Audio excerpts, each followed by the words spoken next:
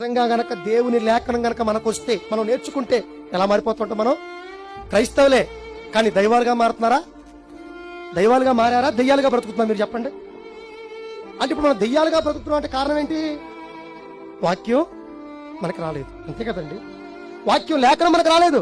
ఒకవేళ మన పిల్లలకి లేఖనం వస్తే తల్లిదండ్రులు ఈరోజు నెత్తిని పెట్టి పూజించుకునేవాడు. లేఖనం గనక మనకు వస్తే ఒక స్త్రీమూర్తి అలా వెళుతుంటే చెల్లి, అక్క, అమ్మా అని సభ్యత సంస్కారంతో సమాజం బ్రతికే.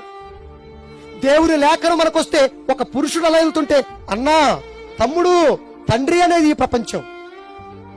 సాటి మనిషి బాధలో ఉంటే ఈరోజు మనుషులందరూ కూడా వెళ్ళిపోతారు అక్కడికి. ఆ బాధలో వాళ్ళందరికీ సహకారం నిలబడతారు ఎప్పుడో దేవుని లేఖనం ఉన్నప్పుడు. కానీ ఈరోజు ప్రపంచంలో అట్లాంటి పరిస్థితి మనకు కనబడటం లేదండి. అన్ని నేరాలే, అన్ని ఘోరాలే. మనుషులు రాక్షసులుగా బ్రతుకుతున్నారు. ఒక స్త్రీని ఎలా చూస్తున్నారు, ఒక పురుషుని ఎలా చూస్తున్నారు, అన్నదమ్ముల మధ్య బంధాలు ఎలా ఉన్నాయి, తల్లిదండ్రుల పట్ల పిల్లలు ఎలా ఉన్నారు, పెద్దవాళ్ల పట్ల ఎలాంటి గౌరవం కలిగి ఉన్నాం.